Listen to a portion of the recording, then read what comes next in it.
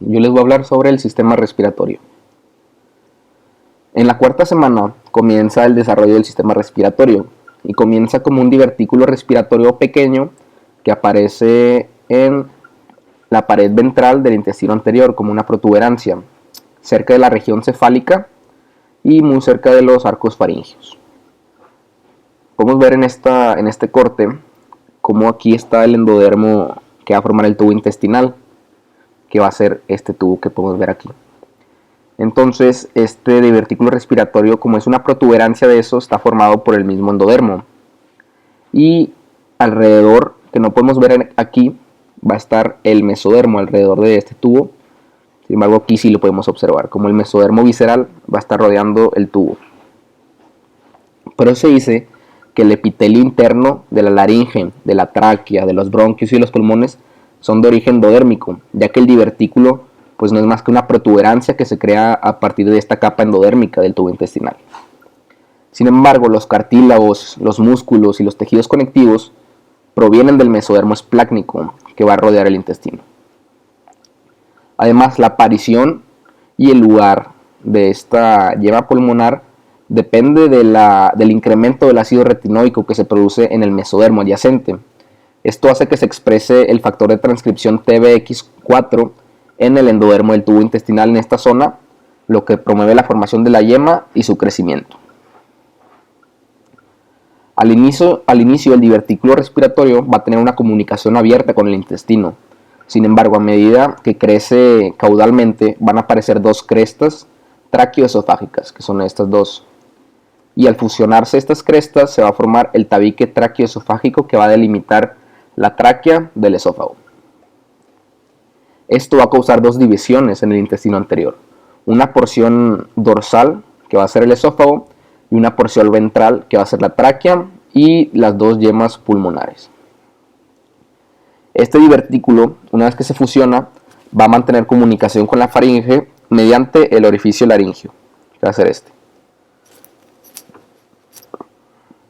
Como ya vimos, pues la laringe está formada en su interior por endodermo. Sin embargo, los cartílagos y los músculos se originan del mesénquima del cuarto y sexto arco faríngeo.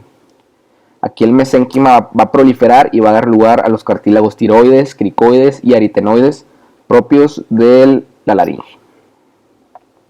Además va a formar unos ventrículos laringios que van a dar lugar a las cuerdas bucales verdaderas y falsas en el orificio laringio.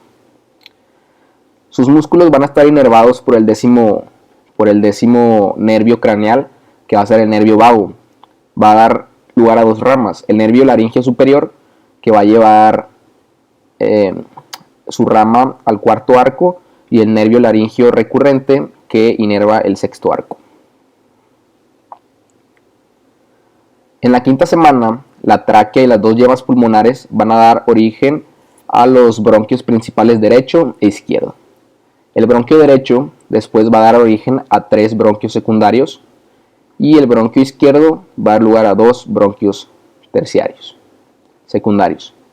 Esto va a causar la formación de tres lóbulos del pulmón derecho y dos del pulmón izquierdo. Aquí, como podemos ver aquí, se forman los tres lóbulos en el pulmón derecho y dos en el pulmón izquierdo. Por otro lado, los canales pericardio-peritonales son estos. Son estos espacios que podemos ver aquí, que están a ambos lados del intestino anterior y en los cuales va a crecer los pulmones en sentido caudal y en sentido lateral.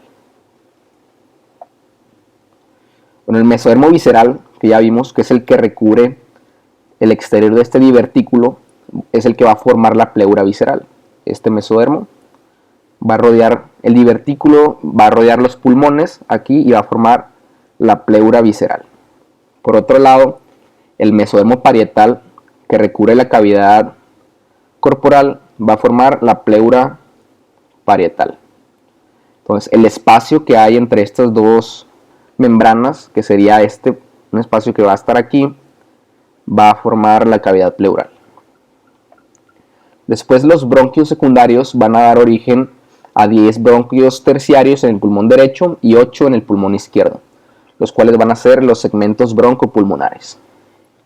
Bueno, es muy importante saber también que al momento del nacimiento el árbol bronquial va a constar de 17 generaciones y al momento del nacimiento y en la vida postnatal se van a formar otras 6 generaciones, dando el total de un adulto típico de 23 generaciones. Las ramificaciones van a estar controladas por interacciones epitelio-mesenquimatosas entre el endodermo de las yemas pulmonares y el mesodermo visceral que lo rodea. Hasta el séptimo mes, los bronquiolos siguen dividiéndose en canales cada vez más numerosos y cada vez más pequeños. Y a esto se le llama periodo canalicular. La generación 16 corresponde a los bronquiolos terminales, que es la última porción de la zona conductora, y posteriormente cada bronquiolo terminal se va a dividir en bronquiolos respiratorios, como podemos ver aquí, donde va a iniciar la zona respiratoria, ya que puede contener algunos alvéolos. Después, ya que se forma el bronquiolo respiratorio, va a dar lugar a varios conductos alveolares que van a acabar en sacos terminales, que son estos.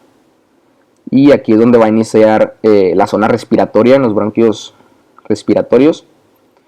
Y en los sacos terminales va a haber comunicación o va a haber estrecho contacto con unos capilares. Entonces, al final del séptimo mes va a haber ya suficiente cantidad de sacos alveolares y capilares para realizar un intercambio adecuado de gases. Y se van a formar dos tipos de células que recubren los sacos alveolares. Están las células epiteliales alveolares tipo 1, que son las más abundantes y son los que van a tener contacto con las células endoteliales de los capilares, creando la barrera alveolo-capilar. Y por otro lado tenemos las células epiteliales alveolares tipo 2 que van a secretar surfactante. Antes del nacimiento es importante saber que no existen alvéolos maduros, solamente alvéolos primitivos, que son los sacos terminales. Los movimientos respiratorios del feto comienzan antes del nacimiento. El feto aquí va a estar aspirando solamente líquido amniótico. Como sabemos, pues la cavidad amniótica va a cubrir por completo el feto y es lo que va a estar respirando. Y esto va a hacer que se estimule el desarrollo de los pulmones y además acondiciona a los músculos respiratorios. Sin embargo, al momento del nacimiento, este líquido pulmonar, los pulmones van a estar llenos de líquido que va a ser rápidamente absorbido por los capilares sanguíneos que se encuentran en los alvéolos primitivos. Y solamente va a quedar el surfactante depositado como una capa de fosfolípidos en la membrana interior de los alvéolos y bronquiolos. De esta forma, durante la primera respiración, cuando el bebé hace la primera respiración, el surfactante va a evitar que los alvéolos y los bronquiolos colapsen. Y bueno, el crecimiento de los pulmones después del nacimiento se debe principalmente a un incremento en la cantidad de los bronquiolos y alvéolos, aunque también del tamaño. Durante el nacimiento se dice que existe una sexta parte de los alvéolos que tendrá pues un adulto típico. Y aquí podemos ver en esta tabla los periodos de maduración de los pulmones. El primer periodo es el periodo pseudoglandular, que es de la quinta a la semana 16. Y aquí la ramificación va a continuar para formar los bronquiolos terminales. Sin embargo, no va a haber bronquiolos terminales, bronquiolos respiratorios no va a haber, o no va a haber tampoco alvéolos.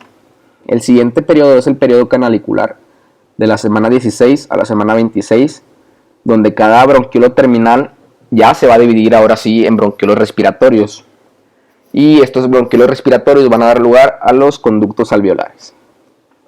El siguiente periodo es el periodo terminal, donde los sacos terminales van a formar y van a establecer contacto con los capilares.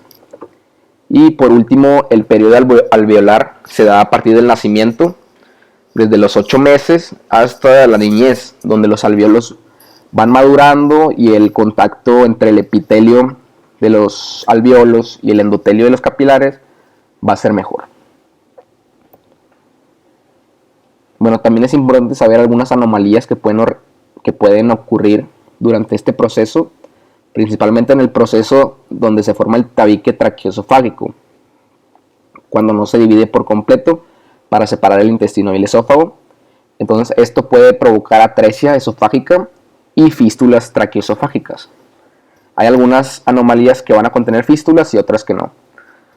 Por ejemplo, el primer tipo es el más común, que sucede en el 90% de los casos de anomalías, y ocurre cuando el esófago superior termina como una bolsa ciega, como un saco ciego, y la parte inferior del esófago va a formar una fístula con la tráquea. El siguiente caso también no es tan común, pero los dos esófagos van a terminar como sacos ciegos. Y el siguiente caso es donde las dos partes del esófago van a formar la fístula con la tráquea y van a comunicar con ella. Y los siguientes casos pues puede haber más variaciones.